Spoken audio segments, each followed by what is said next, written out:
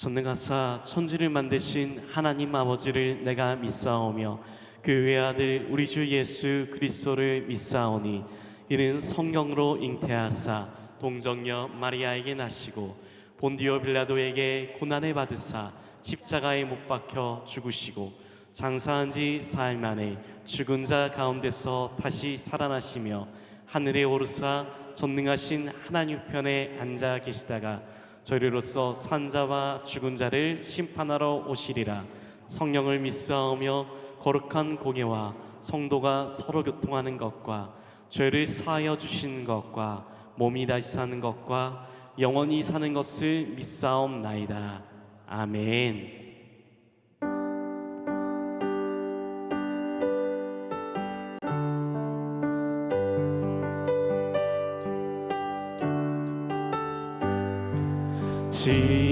진실하신 주 성령 성도 곁에 계시사 주의 길을 갈 때에 손을 잡아 주소서. 모든 고난 사람들 기쁜 소식 들으니 성령 말씀하기를 나를 따라 오너라. 어디에나 계신 주 나를 도와주시사 어두운 속에 헤맬 때 홀로 두지 마소서. 풍랑심이 일어나 소망 끊어질 때에 성령 말씀하기를 나를 따라 오너라. 모든 수고 끝나고 편히 쉬기 원할 때 하늘나라 밖에는 참된 위로 없도다. 주만 의지하고서 요단강을 건널 때 성령 말씀하기를 나를 따라 오너라.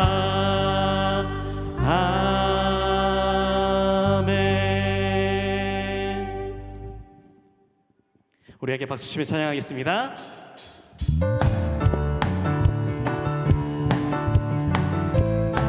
믿음 따라 믿음 따라 걸음마다 말씀 따라 주님만 따라. 다시 한번 믿음 따라 믿음 따라 걸음마다 걸음마다 말씀 따라 주님만 따르니 나의 가는 길 나의 가는 길 믿음 따라갈 때 그 내가 나의 역사도 더 없네. 또 내 입술의 기도 또 내 입술의 기도 믿음의 선포. 주님 날 위하시며 누가 날 대적하리. 믿음 따라 믿음 따라 걸음마다 말씀 따라 주님만 따를 믿음 따라 믿음 따라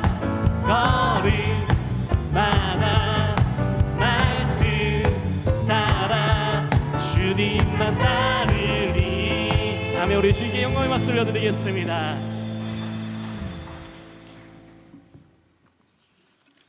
다 같이 기도하시겠습니다.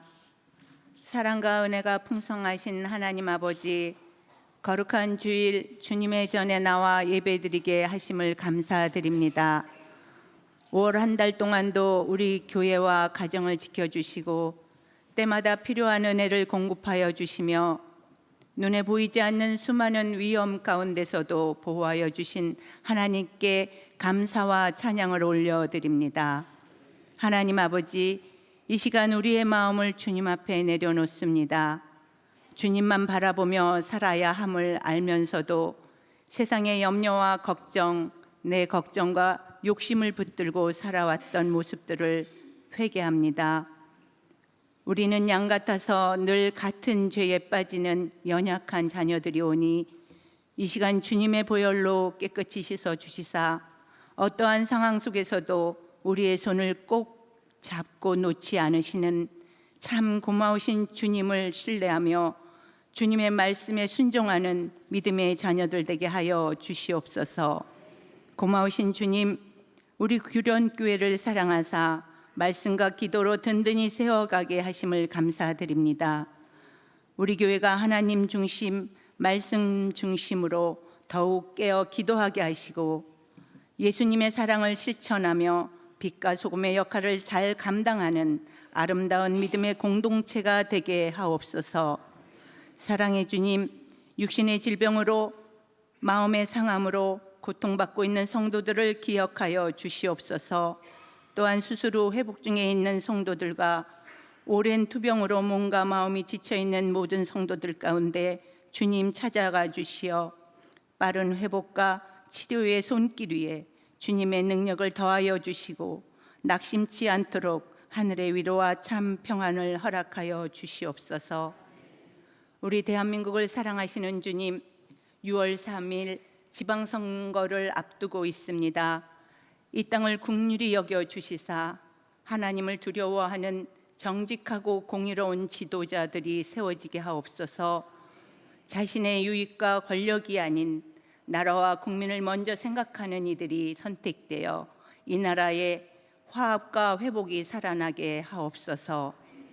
월요일부터 금요일까지 제자훈련 세미나를 위해 몽골로 떠나시는 담임 목사님의 모든 사역 일정 가운데 하나님 함께하여 주시고 건강과 안전으로 지켜주시옵소서.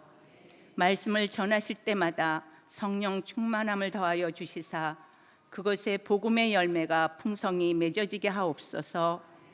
이 시간 담임 목사님이 선포되는 말씀 가운데 성령님 역사하여 주시고 은혜를 더하여 주시사 말씀을 듣는 규련의 모든 성도들의 삶을 변화시키는 능력이 되게 하시고 한 주간도 주님의 말씀 붙들고 뜻을 따라 살아가는 믿음의 백성들 되게 하옵소서. 영화부에서 작년에 이르기까지 오늘 드려지는 모든 예배 가운데 주님 임재하여 주시옵고 모든 영광 주님 홀로 받으시옵소서. 감사드리며 예수 그리스도의 이름 받들어 기도드렸습니다. 아멘. 하늘에 계신 우리 아버지여, 이름이 거룩히 여김을 받으시오며 나라가 임하시오며 뜻이 하늘에서 이루어진 것 같이 땅에서도 이루어지이다. 오늘 우리에게 일용할 양식을 주시옵고 우리가 우리에게 죄 지은 자를 사하여 준 것 같이 우리 죄를 사하여 주시옵고 우리를 시험에 들게 하지 마시옵고 다만 악에서 구하시옵소서. 나라와 권세 영광이 아버지께 영원히 싸움나이다. 아멘.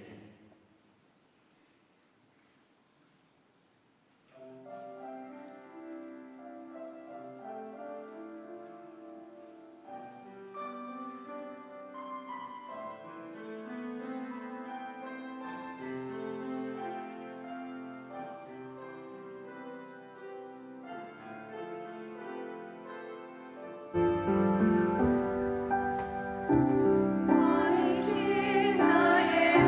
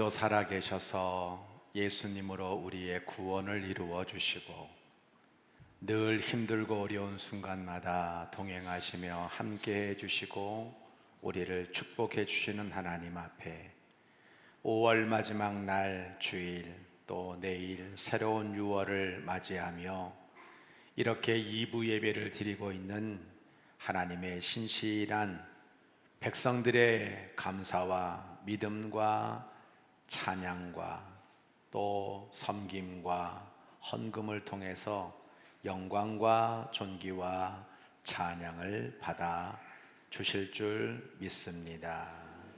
하나님 아버지, 매 순간마다 하나님의 은혜로 여기까지 달려왔음을 고백합니다. 가정의 달을 맞이하여 하나님께 기도합니다. 우리 자녀들, 우리 부모님들, 또 우리의 귀한 스승들 모두가 다 하나님 은혜 가운데 건강하고 평안하고 행복하게 살아갈 수 있도록 축복하여 주옵소서. 주님께서 은혜를 베풀어 주셔서 가정에 필요한 것들을 때마다 일마다 채워주셔서 돕는 은혜로 말미암아 가정 안에 감사와 찬송이 차고 넘치도록 축복하여 주옵소서. 또한 정말 하나님 아버지, 우리가 이 땅을 살아가면서 우리의 가정을 넘어 많은 사람들에게 나눔의 삶을 살기에 부족함이 없도록 흘러가는, 또 하나님 아버지 도와주는, 그리고 서로 함께 가는 아름다운 공동체를 이루어갈 수 있도록 축복하여 주옵소서. 하나님을 하나님으로 인정해 드리는 11조를 드리는 믿음의 백성들, 날마다 감사하며 하나님께 영광 올려드리며 각양각모양으로 교회를 향한, 선교를 향한, 이웃사랑을 향한, 다음 세대를 향한, 교회 건축을 향한 정말 귀한 예물들을 구별할 줄 아는 이 믿음의 백성들을 주께서 기억해 주셔서 영혼이 잘됨같이 범사가 잘되는 축복으로 우리의 인간의 상상을 초월하는 가달의 축복으로 30배, 60배, 100배의 결실을 거둘 수 있도록 하늘문을 여시고 이 모든 예물 위에 기름 부어 주옵소서. 소원과 눈물의 기도를 기억하시고 오늘 드리지 못하는 그 귀한 영혼들에게도 우리 주님의 위로가 차고 넘치기를 원하올 때에 우리 구주 예수 그리스도의 이름으로 축복하며 기도합니다. 아멘.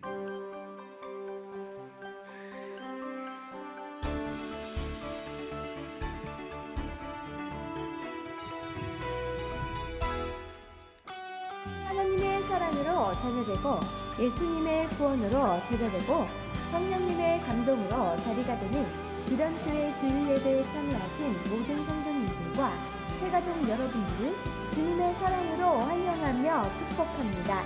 5월 마지막 주 기련의 소식을 전해드립니다. 첫 번째 소식입니다. 오늘 2부 예배 후 예배에서 행복한 점심 식사가 준비되어 있습니다. 이번 주 식사 섬김은 구 여선교회에서, 설거지는 3 남선교회에서 섬겨주시고, 다음 주 식사 섬김은 3 여선교회에서, 설거지는 4 남선교회에서 섬겨주시겠습니다. 귀한 섬김에 감사드립니다. 두 번째 소식입니다. 오늘 점심 식사 후 오후 1시 기획위원회 모임이 있습니다. 교회를 위해 수고하시는 기획위원회 분들을 위해 기도해 주시기 바랍니다. 세 번째 소식입니다.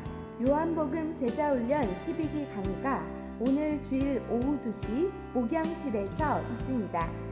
강의해 주시는 담임 목사님과 훈련 받으시는 성도님들을 위해 기도해 주시기 바랍니다. 네 번째 소식입니다. 규련교회 영어 예배가 오늘 주일 오후 4시 갈보리 채플에서 있습니다. 성도님들의 관심과 참여 바랍니다. 다섯 번째 소식입니다. 담임 목사님께서 1일 월요일부터 5일 금요일까지 몽골 감리교 신학대학 제자훈련 세미나가 있습니다. 여섯 번째 소식입니다. 인천북지방 여선교회 개사회가 2일 화요일 오후 2시 서강교회에서 있습니다. 교회 출발은 오후 1시 10분입니다. 7번째 소식입니다. 은혜로운 말씀과 뜨거운 기도가 있는 금요 성령 예배가 매주 금요일 저녁 8시 30분 대예배실에서 드려집니다. 은혜의 자리에 성도님들을 초청합니다.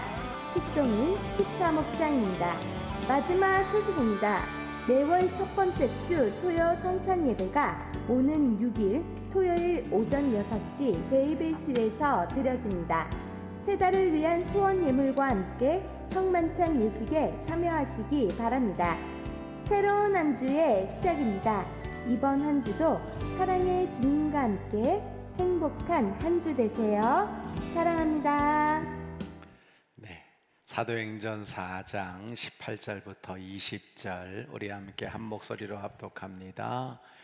그들을 불러 경고하여 도무지 예수의 이름으로 말하지도 말고 가르치지도 말라 하니 베드로와 요한이 대답하여 이르되 하나님 앞에서 너희의 말을 듣는 것이 하나님의 말씀을 듣는 것보다 옳은가 판단하라. 우리는 보고 들은 것을 말하지 아니할 수 없다 하니. 아멘. 우리 주 예수 그리스도의 하나님 아버지께 찬양을 드립시다. 하나님께서는 그 크신 자비로 우리를 새로 태어나게 하셨습니다. 그리하여 그는 죽은 사람들 가운데서 예수 그리스도가 부활하심으로 말미암아 우리로 하여금 산 소망을 갖게 해주셨으며 썩지 않고 더러워지지 않고 낡아 없어지지 않는 유산을 물려받게 하셨습니다. 이 유산은 여러분을 위하여 하늘에 간직되어 있습니다.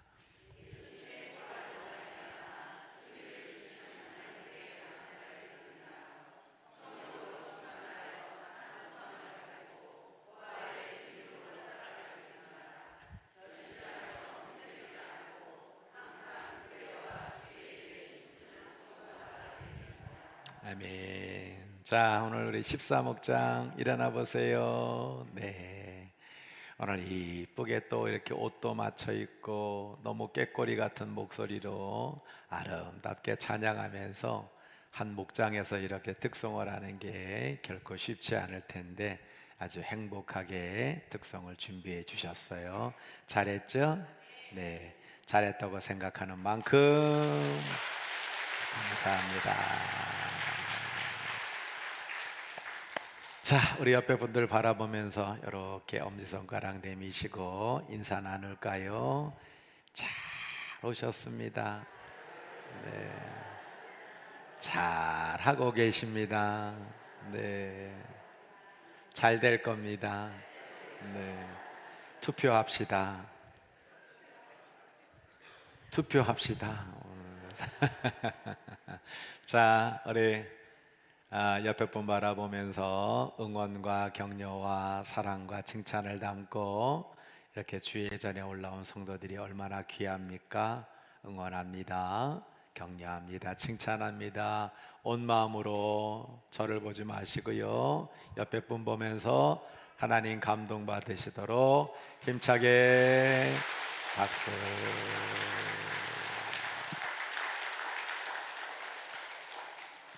하나님 아버지, 주의 전에 올라오게 하셔서 감사드립니다. 지난 일주일 동안 사람의 소리도 많이 들었습니다.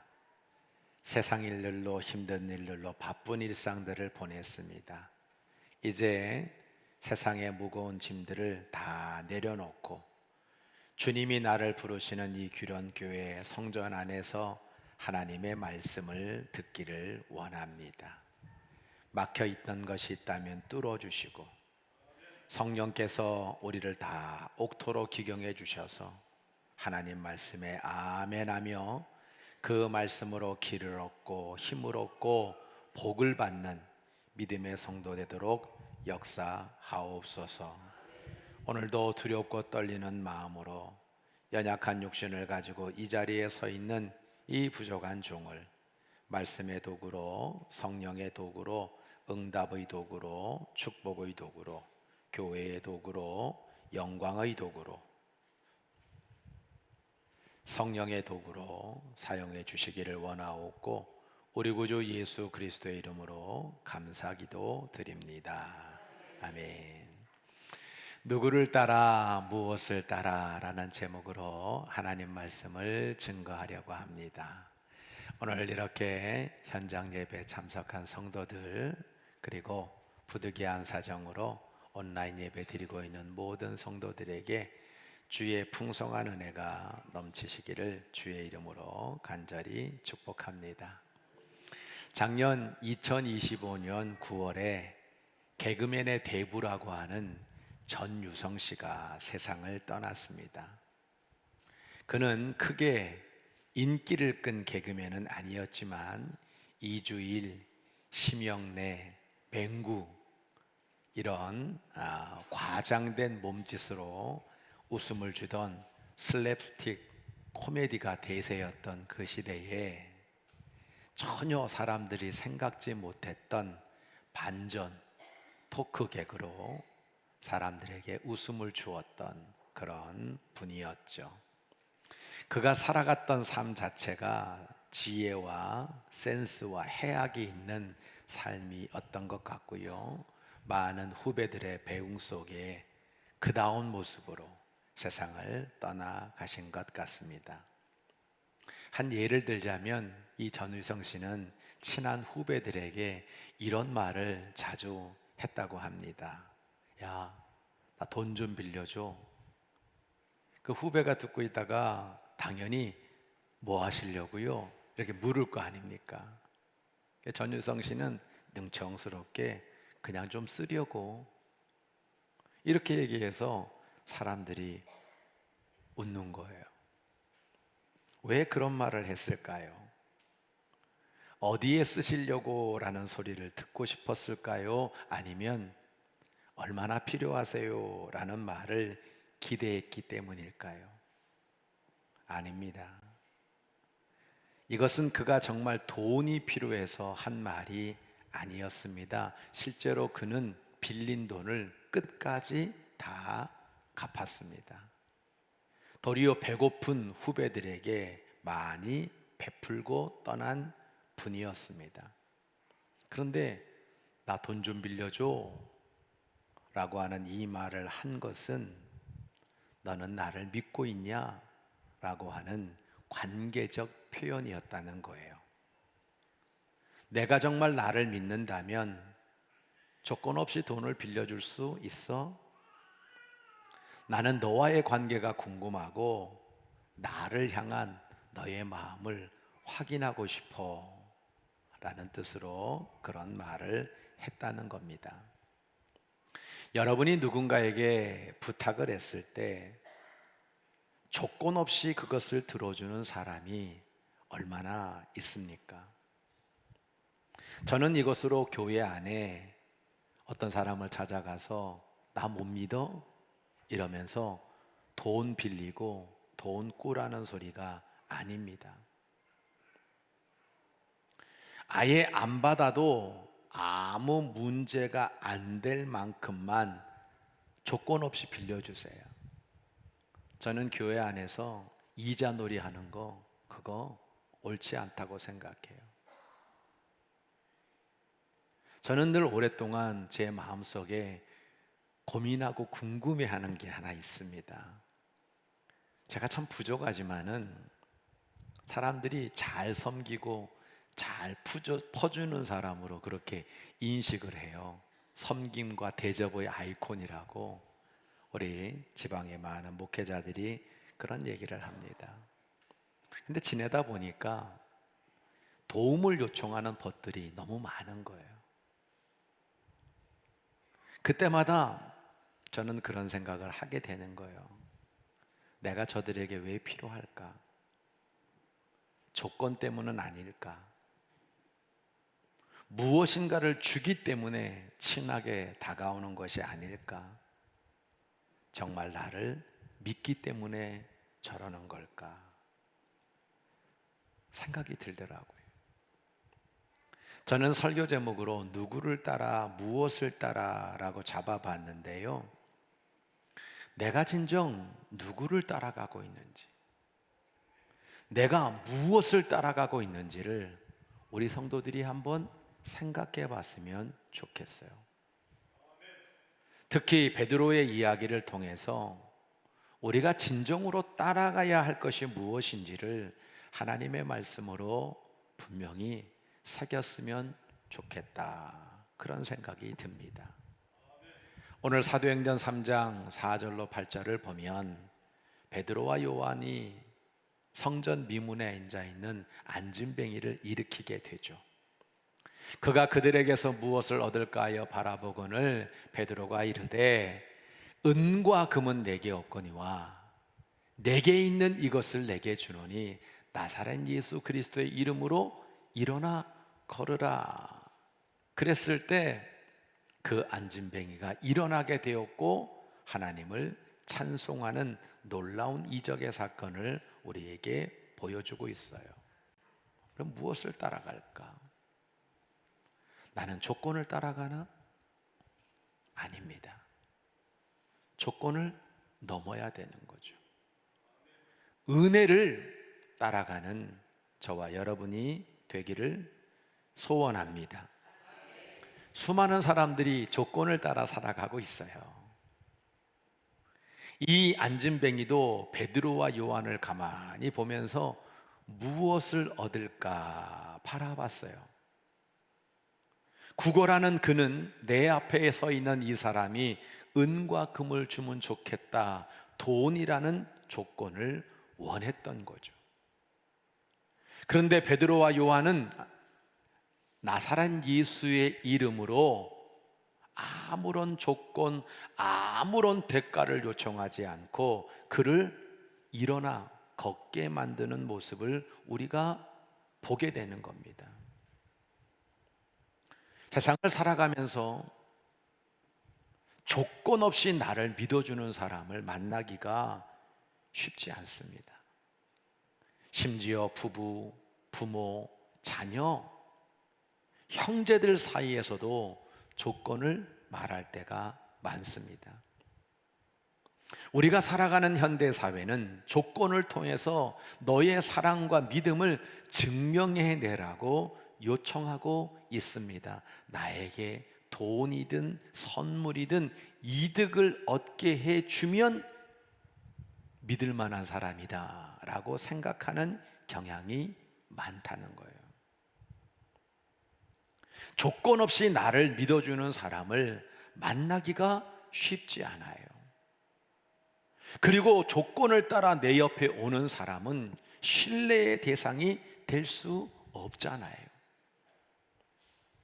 조건을 넘어서 믿어주는 사람이 진정한 친구가 아니겠습니까? 오늘 조건을 뛰어넘어서 나를 믿어주는 사람을 내가 만나고 있고, 조건 없이 믿어줄 수 있는 사람이 있다면 그는 일생일대의 가장 큰 기쁨과 복을 받은 사람이라고 말할 수 있을 것입니다.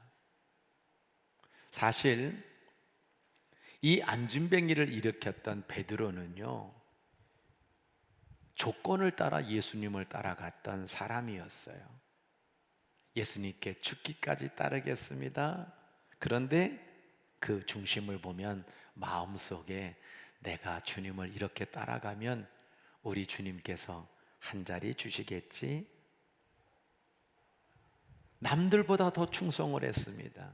없던 충성도 생겼겠죠.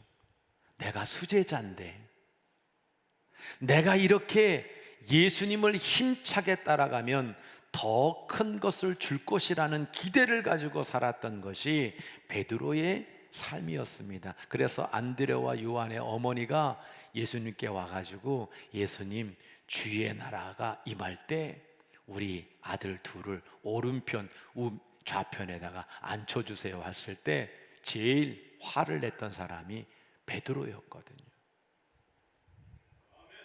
그런데 여러분, 이 베드로가 지금 조건 없는 모습을 보여주고 있는 것이 어떤 이유일까라고 하는 겁니다. 말씀의 이해입니다. 하나님의 계산법은요, 조건을 뛰어넘는 은혜의 계산법이세요. 마태복음 20장 1절로 15절 이하를 보면 천국은 마치 품꾼을 얻어 포도원에 들여보내는 이른 아침에 나간 집주인과 같다라고 말하고 있습니다. 아침 6시, 9시, 낮 12시, 오후 3시, 그리고 마무리 시간이 6시인데 오후 5시에도 빈둥빈둥 놀고 있는 그 품꾼까지 포도원에 들이고 그들에게 한 데나리온을 주는 이 집주인의 모습은 조건을 뛰어넘는 긍휼과 은혜를 가진 계산법이 없는 사람인 것을 우리가 보게 되는 거예요. 아침 6시에 포도원에 들어와서 하루 종일 일한 품꾼들이 5시에 들어와서 한 데나리온 받는 사람을 보면서 원망했다 그랬는데 세상 기준으로는 너무나 당연해 보이는 거예요. 1시간 일한 사람에게도 한 데나리온을 줬는데 내가 하루 종일 수고했으니 나에게 2배, 3배는 주겠지, 6억은 주겠지 기대하는 것은 전혀 이상해 보이지 않습니다. 그런데 주인은 똑같이 한 데나리온을 준단 말이에요. 아침 일찍 온 사람이 주인을 원망합니다. 아니 어떻게 1시간 일한 사람한테는 한 데나리온, 그럼 우리 하루 종일 일한 사람한테는 왜 한 데나리온을 줍니까? 라고 이야기할 때 주인은 단호하게 말하죠. 내가 너를 처음부터 그렇게 한 데나리온 약속하지 않았냐? 처음 온 사람과 나중 온 사람에게 똑같이 주는 것이 나의 뜻이다. 내 것을 가지고 내 뜻대로 하는데 내가 선함으로 너는 나를 악하다 하느냐? 라고 주님께서 말씀하시고 있는 거예요. 이것은 천국에 대한 비유입니다. 천국을 2개 받으면 무슨 소용이 있습니까? 천국은 하나로 충분합니다. 넉넉합니다. 그런데 세상의 기준을 가지고 살아가는 인생들은 천국도 남들보다 2배, 3배 받으려고 합니다. 모든 것을 조건을 따라 살기 때문에 그렇습니다. 하나님에게도 조건을 걸어요. 하나님, 제가 이렇게 시간과 물질과 봉사를 드리고 있잖아요. 그럼 남들보다 더 주셔야 되는데 오늘 내 모양이 왜 이런 거예요? 우리 부모님 신앙생활 잘했잖아요. 그러면 자식들이 복을 받아야 되잖아요. 그 조건을 하나님께 걸고 있는 신앙인들을 보게 되는 거예요. 내가 생각하는 뜻과 조건과 하나님의 뜻이 맞지 않음에도 불구하고 말입니다. 조건을 따라 믿음이 좌우된다면 선하신 주님의 뜻을 모르겠지요. 마태복음 18장을 보면 용서할 줄 모르는 종의 비유를 예수님께서 또 말씀하시고 있어요. 어떤 주인이 1만 달란트 빚진 종을 불러요. 그래서 갚아라. 도저히 못 갚겠습니다. 뭐냐? 내 그럴 줄 알았다. 그럼 갚지 마. 가. 너무 좋았어요. 밖에 나왔습니다. 근데 길거리에서 나에게 100다니엘은 빌려간 그 동관을 만났어요. 돈 갚어. 조금만 기다려주세요. 갚을게요. 이놈이 돈을 안 갚어? 신고를 해가지고 이 친구를 감옥에 집어넣게 됩니다. 이 소식을 들은 주인께서 1만 달란트 빚진 녀석을 불러요. 야, 내가 너에게 1만 달란트를 탕감해 줬는데, 야, 너에게 그 100달러야는 갚지 못한 사람을 그렇게 감옥에 쳐넣어? 저 악한 종을 내 돈 다 갚을 때까지 영원히 감옥에 쳐넣으라고 그렇게 심판하시는 주인의 모습을 우리에게 보여주고 있어요. 1달란트는 6천 데나리온입니다. 1만 달란트를 탕감해 줬다라고 하는 것은 6천만 데나리온을 탕감해 줬다는 이야기입니다. 내가 받아야 될 100데나리온과 1만 달란트를 비교하면 60만 배가 많은 액수입니다. 은혜를 조건으로 따지다가 영원한 형벌을 받게 되었다라는 거예요. 성도 여러분, 우리는 세상이 말하고 있는 조건을 따라가면 안 돼요. 조건을 뛰어넘어 그 하나님의 은혜를 받은 그런 하나님의 자녀로 살아가야 되는 겁니다. 그 은혜를 잊지 않고 감사하는 저와 여러분이 되실 줄로 믿습니다. 말씀의 적용입니다. 베드로전서 4장 8절로 11절을 보면 무엇보다도 뜨겁게 서로 사랑할지니 사랑은 허다한 죄를 덮느니라. 서로 대접하기를 원망 없이 하고 각각 은사를 받은 대로 하나님의 여러 가지 은혜를 맡은 선한 청지기 같이 서로 봉사하라. 십자가의 사랑과 은혜를 받은 사람으로서 믿어줄 만한 크리찬, 이런 귀한 성도들이 꼭 되시기를 주의 이름으로 부탁드립니다. 요한복음 1장 42절을 보면 저쪽에서 베드로가 올 때 예수님이 말씀하셨어요. 너는 장차 반석이 되리라. 예수님은 그 베드로를 믿어주셨어요. 베드로는 기준이 안 되는 사람입니다. 예수님께 조건을 걸고 따라온 사람입니다. 그가 하는 모든 행동은 언제나 주님의 함량에 미달된 사람이었습니다. 근데 예수님은 그 베드로를 믿어주셨어요. 여러분, 이 베드로가 나중에 뜨겁게 사랑하라, 사랑은 허다한 죄를 덮느니라 라고 말씀하고 있고, 원망 없이 대접하라 라고 그렇게 명령하고 있는데, 사실 이 시대는요 그런 시대가 아닙니다. 믿음의 사람들이 너무 배고픈 시절입니다. 자기 먹을 것도 없어요. 예수 믿는다고 신고하면 바로 끌려가 순교당하는 시절이었습니다. 근데 베드로는 깨달은 거예요. 우리가 얼마나 큰 은혜를 누리게 되었는지, 우리가 받을 천국의 확신이 얼마나 복된 축복인지를 그는 알았기에 그렇게 명령하고 있는 것입니다. 그래서 하나님의 은혜를 맡은 선한 청지기 같이 봉사하라 라고 그렇게 그 성도들에게 명령하고 있는 것입니다. 우리는 흔히 세상에 믿을 사람이 하나도 없다라는 말을 듣기도 하고 하기도 합니다. 그러나 저는 묻고 싶습니다.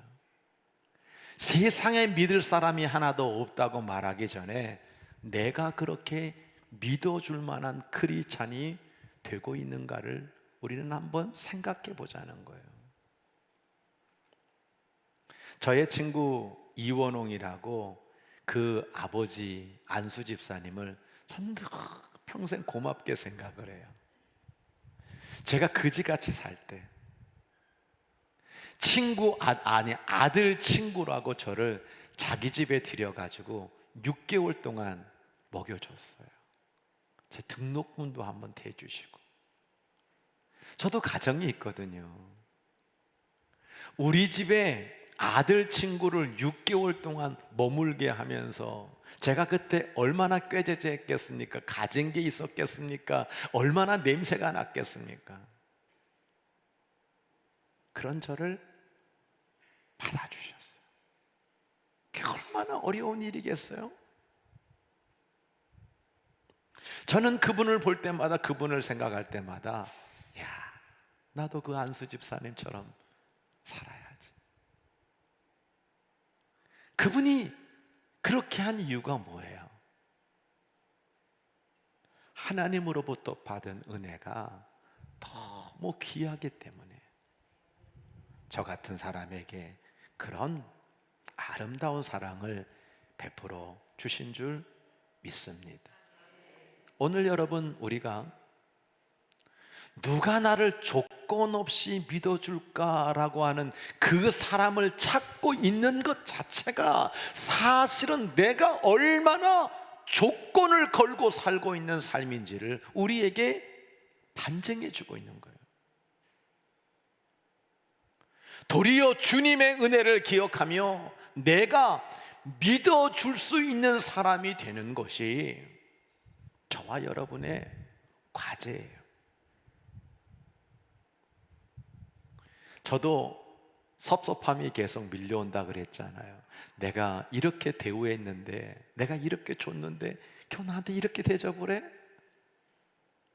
얘네들은 맨날 나에게 뭔가를 뺏어 먹으려고만 하는구나, 이런 마음이 들 때가 있거든요. 근데 그 생각을 가지면 이미 나는 져버린 거예요. 조건 없이, 대가 없이 줬다. 그때 저는 승리자가 되더라고요.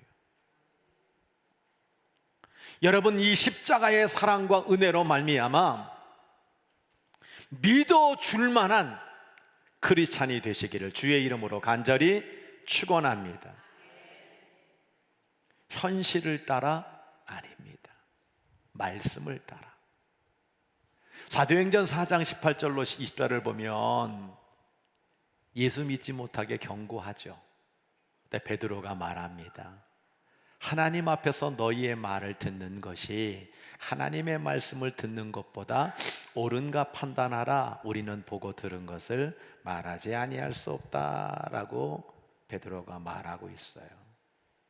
세상은 우리에게 현실이라는 벽을 실감나게 만들어 줍니다. 내가 지금 처한 현실을 봐. 현실에서 살아남으려면 지금처럼 살아서는 안 돼. 지금처럼 공부해서는 안 돼. 지금 경제가 얼마나 어려운지 알아? 현실 파악해야지. 내 코가 석자인데 누구를 도와? 뭘 드릴 게 있어? 눈앞에 있는 안정과 이익을 보면서 현실을 따르라고 외치고 있습니다. 그래서 현실을 들여대면 믿음이 떨어질 거라고 사단 마귀가 생각하는 것 같아요. 그런데 예수의 이름으로 복음을 전하지 못하도록 막았고, 복음을 전하면 감옥에 갇히게 되고, 그것으로 말미암아 엄청난 불이익과 순교를 각오해야 되는 이 순간에 베드로는 하나님의 말씀을 따라 살아가고 있는 모습을 우리에게 보여주고 있는 거예요. 성도 여러분, 진짜 현실주의자는 베드로였어요.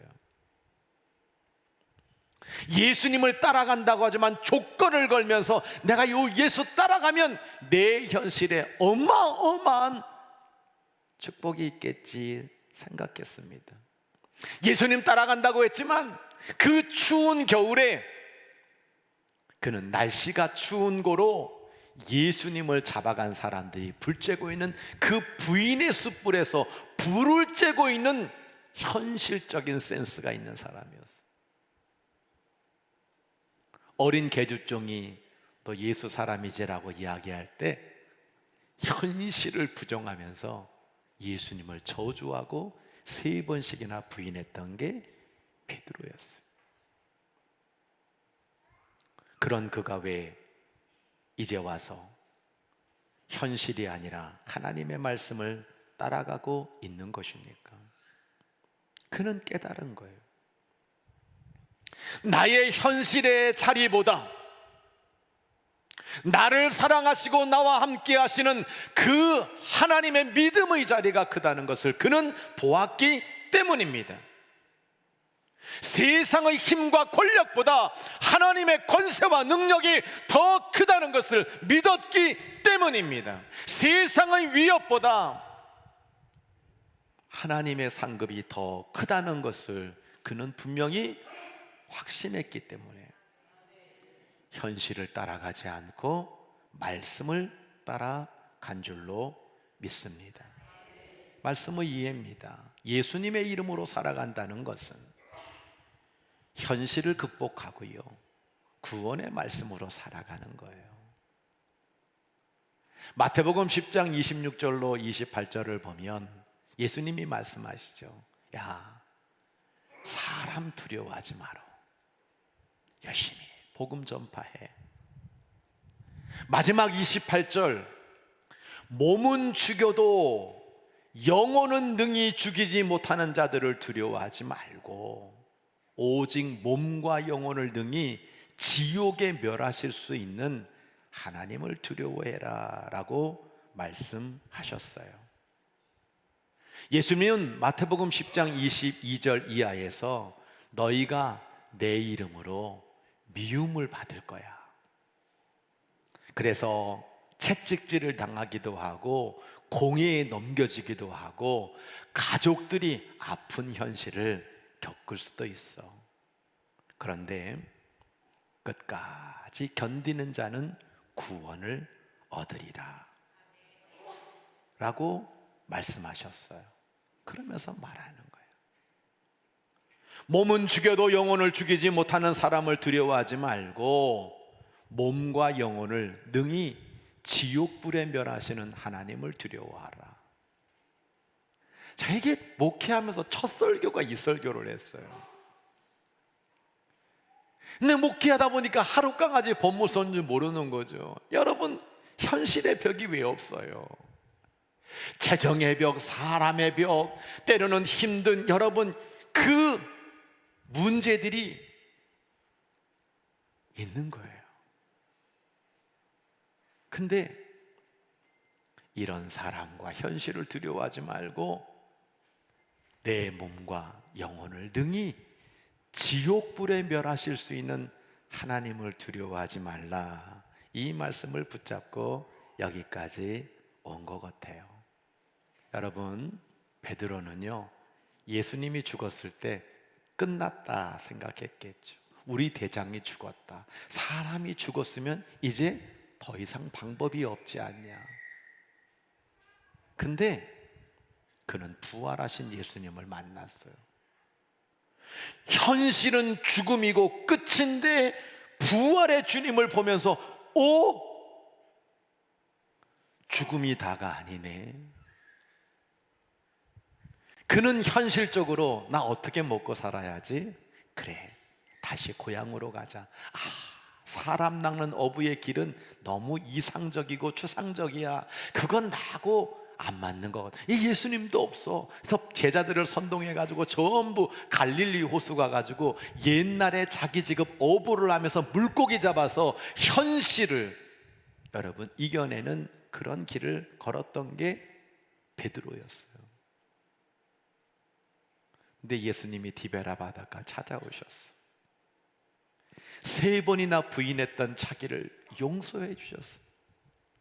나 같은 사람에게 내 양을 먹이라고 사명을 주시는 거예요. 현실 위에 있는, 문제 넘어 있는 그 예수님의 사랑을 보면서 나는 이제 현실을 따라가지 않고 말씀을 따라가야 되겠다. 그래서 오늘 이런 말을 하는 거예요. 나는 하나님의 말씀을 전하지 않고는 견딜 수 없다. 사람의 위협 현실보다 하나님의 말씀에 순종할 수밖에 없다. 그 길을 선택하면서 세상의 현실을 극복하고 구원의 말씀을 따라 살아가는 이 베드로의 모습이 우리 규련의 모든 성도들 모습이 되기를 주의 이름으로 간절히 축복합니다. 말씀의 적용입니다. 육체의 건강보다 영혼의 구원이 우선이에요. 사도행전 4장 8절로 12절을 보면 베드로가 성령이 충만했어. 그들에게 담대히 하나님의 말씀을 전합니다. 그렇게 얘기해요. 내가 왜 여기 미문에 앉아있는 안진뱅이를 예수 이름으로 살린 줄 아십니까? 한 환자가 병에서 건강해지는 것이 목적이 아닙니다. 내가 이제 여러분에게 전하려고 하는 이 예수의 이름은 우리에게 구원을 주시는데 다른 이로서는 구원을 얻을 수 없나니 천하 인간의 구원을 얻을 만한 이름이 예수 이름 외에는 없습니다. 예수를 통해서 구원받는 것이 인생의 진정한 목적이라고 밝히고 있는 겁니다. 왜 안진뱅이를 일으켰습니까? 그 사람에게 조건을 걸어서 대가를 받으려고 하는 게 아니에요. 단순히 병자를 건강하게 만드는 것이 예수님의 모든 목적의 중심이 아닙니다. 예수 이름으로 영혼이 구원받는 것이 진정 주님께서 이 땅에 오신 복음의 목적인 줄로 믿습니다. 요즘 우리 성도들 중에도 어깨가 아파서 수술받고 백내장 수술받고 녹내장 수술받고 그러면서 입원하시는 분들이 많으세요. 안타깝죠. 그런데 제 마음속에 안심이 되는 게 있어요. 그건 뭐냐면 그래, 이분들이 비록 세상에서 병원에 입원하고 수술을 받고 요양원에 계시고 이런 육체의 시간들을 보내고 있지만 이분에게는 예수님의 구원이 있잖아. 이것이 저에게 안심이 되더라고요. 육체의 건강보다 영혼의 구원이 우선입니다. 이 약속의 말씀을 믿고 예수 이름으로 영혼을 구원하는 귀한 사명을 감당하실 뿐만 아니라 내가 가지고 있는 현재의 병이나 문제나 이런 것보다 내가 예수 그리스도로 말미암아 구원받는 자녀로 살고 있는 것에 대한 감사가 풍성하게 넘치는 우리 규련의 모든 성도들 다 되시기를 주의 이름으로 간절히 축원합니다. 이제 육체를 따라 아닙니다. 성령을 따라. 사도행전 10장 19절로 20절을 보면 베드로가 환상을 봤어요. 환상에서 다른 거 없어. 성령께서 베드로를 인도하는 거예요. 두 사람이 너를 찾으니 일어나서 의심하지 말고 함께 가라. 사도행전 11장 12절 성령이 내게 명하사 아무 의심하지 말고 함께 가라 하심에 그가 6 형제도 나와 함께 가서 그 사람 집에 들어갔다. 성령을 따라 살아가고 있는 베드로의 모습을 우리에게 보여주고 있는 겁니다. 성도 여러분, 제가 오늘 여러분들에게 조건을 따라 아니라는 거예요. 우리는 조건을 넘어 은혜를 따라 살아가는 거예요. 현실을 따라 아니에요. 말씀을 따라가는 거예요. 그리고 오늘 마지막 결론 같은 이야기는 무엇입니까? 육체를 따라 아닙니다. 성령을 따라. 사람을 따라 아닙니다. 성령의 인도를 따라 살아가는 것이 저와 여러분의 믿음의 길이 되어야 될 줄로 믿습니다. 그는 사람을 따라가지 않았어요. 성령께서 인도해서 가라는 곳을 따라서 끊임없이 갔습니다. 근데 이거는요, 사실은 베드로에게 너무나 엄청난 시험이었어요. 왜? 고넬료 집에 가면 안 돼요. 저 하늘에서 내려온 부정한 것들을 먹으면 안 돼요. 이방인들에게 복음을 전하면 안 돼요. 조건도 안 되고요. 현실적으로도 가면 안 돼요. 근데 베드로는 성령을 따라 그 사람에게 갔고 이방인에게 복음을 전했고 하나님의 뜻이 이것인 줄 알고 부정한 것을 먹었고 욥바로 내려가서 하나님의 선한 도구로 복음을 전하는 성령의 사람이 된 것을 우리는 기억해야 되는 겁니다. 마지막 말씀의 결단입니다. 갈라디아서 5장 16절 17절 같이 읽습니다. 시작. 내가 이르노니 너희는 성령을 따라 행하라. 그리하면 육체의 욕심을 이루지 아니하리라. 육체의 소욕은 성령을 거스리고 성령은 육체를 거스리나니 이 둘이 서로 대적하므로 너희가 원하는 것을 하지 못하게 하려 함이니라. 이 말씀을 여러분들이 들으면서 그래, 내가 성령을 따라 행해야지. 육체의 욕심, 육체의 소욕을 따라 자꾸만 하나님 원하는 길이 아닌, 하나님을 기쁘시게 해주지 못하는 그 길이 아니라 성령을 따라가야지. 로마서 8장 5절로 8절 다시 한번 읽습니다. 시작. 육신을 따르는 자는 육신의 일을, 영을 따르는 자는 영의 일을 생각하나니 육신의 생각은 사망이요 영의 생각은 생명과 평안이니라. 육신의 생각은 하나님과 원수가 되나니 이는 하나님의 법에 굴복하지 아니할 뿐 아니라 할 수도 없음이라. 육신에 있는 자들은 하나님을 기쁘시게 할 수 없느니라. 할렐루야. 우리의 생각과 마음과 영은 오직 성령님을 따라 가야 된다는 거예요. 성령 강림절입니다. 여러분, 성령으로 말미암아 여러분의 생각과 마음을 잘 다스리세요. 성령으로 말미암아 여러분의 생각, 여러분의 입술, 여러분의 마음을 잘 다스리세요. 그리고 성령이 주시는 생각을 많이 하세요. 그 생각이 우리를 평안으로 이끄는 거예요. 오늘 조건 앞에, 현실 앞에, 사람 앞에, 육체 앞에 끊임없이 그 생각을 따라 살다 보면 우리에게는 평안이 찾아오질 않아요.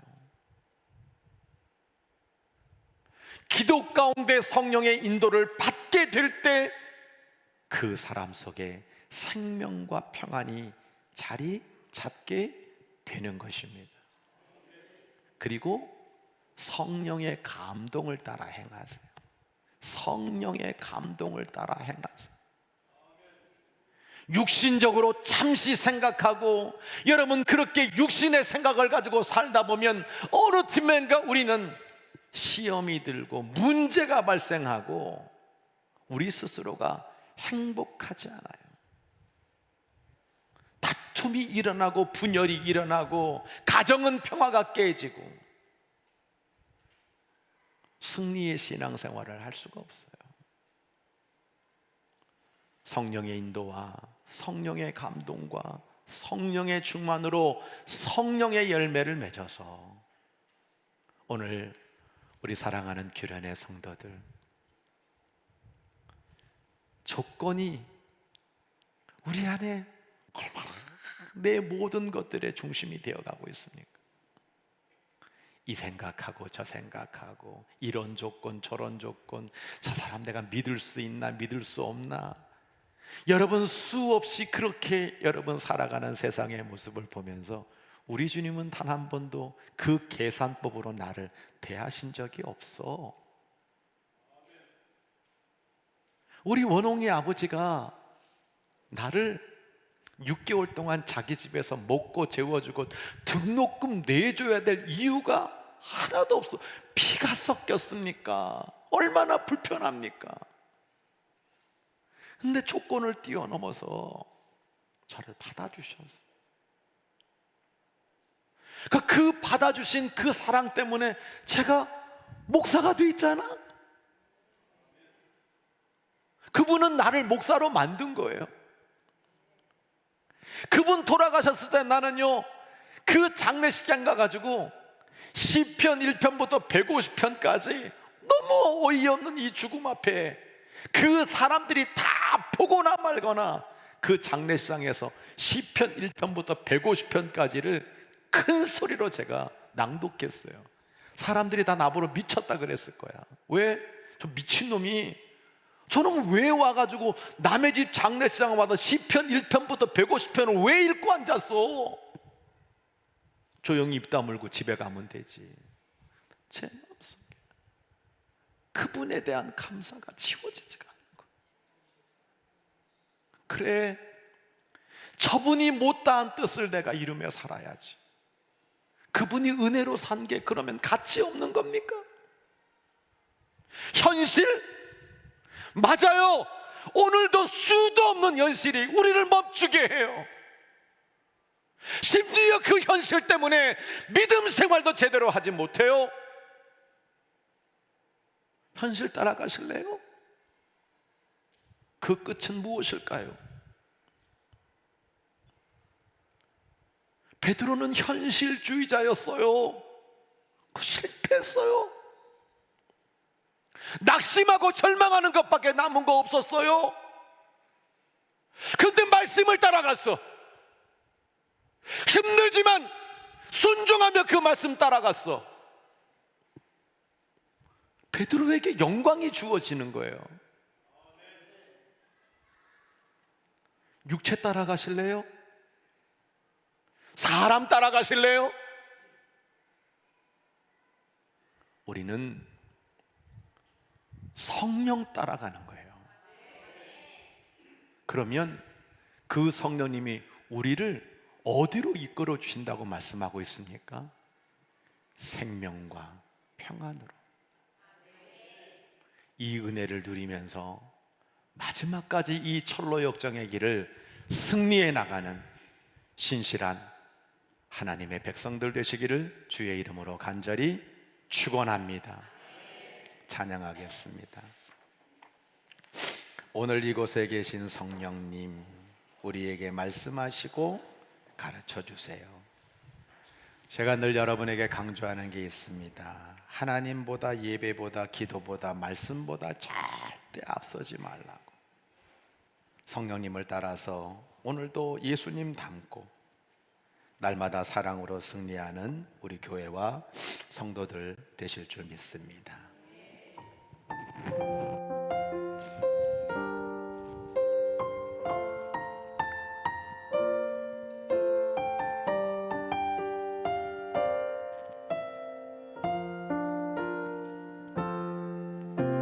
오늘 이곳에 계신 성령님, 우리에게 말씀하시고 우리를 가르치소서.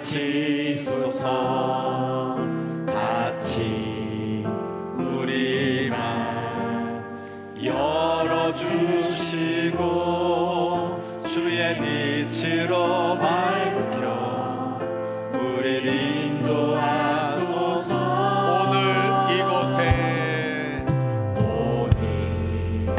이곳에 계신 성령님, 아멘. 우리에게 말씀하시고 우리 가르치소서.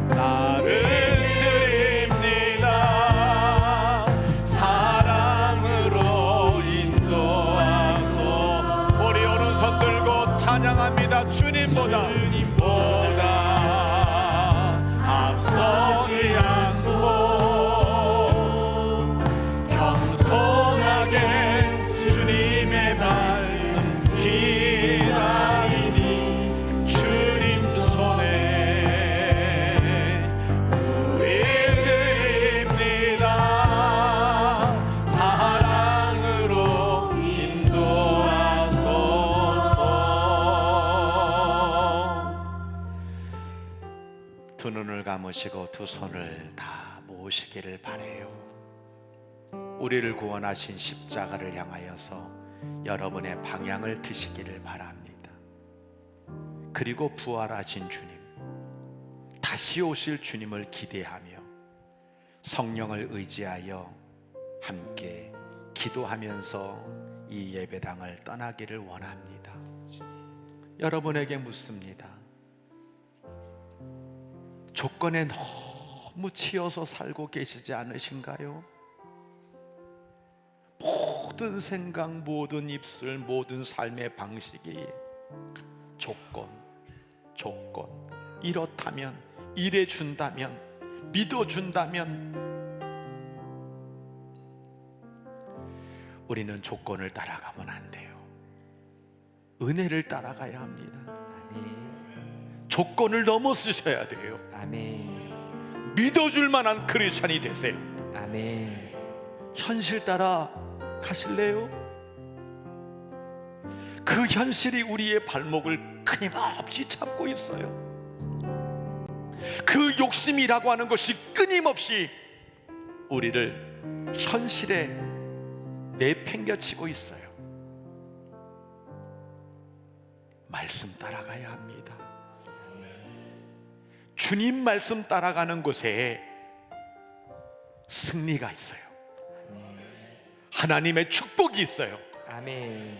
육체 따라 사람 따라가지 말고, 사람 소리 따라가지 말고, 성령 따라, 성령의 음성 따라, 성령의 감동을 따라 입술도 마음도 생각도 잘 다스리시고 성령 감동 오는 대로 행하시고 아름다운 열매를 거두는 가정과 심령과 우리 모든 일터와 삶이 되게 해달라고 우리 다 함께 주여 한번 크게 외치고 간절히 기도합니다.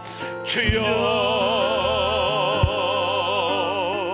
오 하나님 아버지, 오늘도 성령을 따라 나아가게 하여 주의 은혜 주시옵소서. 올라왔습니다. 현실과 주의 육신과 말씀을 나의 듣습니다. 마음과 생각을 그리고 넘어 말씀에 온전히 순종하기를 하나님께 원합니다. 그 성령 앞에 나의 아버지, 마음과 오늘 모든 하나님 생각을 아버지, 내어놓고 날마다 살아가는 나의 주께서 주시는 모든 하나님의 삶의 방식이 끊임없이 말씀과 조건적이고 은혜로 끊임없이 나아갈 계산적이고 주시옵소서. 끊임없이 세상적이고 끊임없이 하나님 아버지 하나님의 그렇게 내 인도하심과 중심적인 성령의 충만함이 모습을 넘치게 있게 주님 하여 앞에 주셔서 회개하면서 자기의 생각으로 삶을 조건을 재단하지 않게 하여 뛰어넘어 주시고 은혜를 나의 따라 생각으로 살아가는 나의 그렇게 짧은 은혜 생각으로 앞에 주 앞에 살지 설 수 않게 있는 하시고 신실한 주의 종들 되도록 주님 하나님의 인도해 인도함을 주시기를 받으며 간절히 믿음으로 빌고 나아갈 수 있도록 원합니다. 인도하여 하나님 아버지, 주시옵소서. 때로는 연신의 벽에 하나님 아버지, 우리를 너무나 녹록지 못하게 말씀 따라가지 못하도록 은혜를 따라가지 못하도록 예수 믿지 못하도록 걸렸던 것이 얼마나 많은지 모릅니다. 주님이 약해지고 아버지 나름이 약해지고 아버지 끊임없이 하는 연신하는 그림 때문에 주님 앞에 봉사하지 못하고 살아가는 저희들을 불쌍히 여겨주셔서 다시 하나님 아버지 말씀에 순종함으로 도리어 사랑으로 승리하는 하나님의 종들 되도록 인도하여 주시옵소서. 오늘 하나님 수많은 사람들이 내게 외치고 있습니다. 수많은 사람들에게 요구를 하고 있습니다. 육체를 따라 살기를 하나님 아버지 우리들에게 요청하고 있습니다. 성령님께서 역사해 주셔서 오늘 저와 여러분을 다스려 주시고 이끌어 주시고 들려주시고 깨닫게 하여 주시고 감동을 주셔서 하나님 나라 하나님 영광을 바라보며 힘있게 달려가다가 우리 하나님의 놀라운 구원과 상급을 받는 신실한 종들 다 되도록 축복하여 주옵소서. 성부 성자 성령의 이름으로 간절히 축원하옵나이다. 아멘.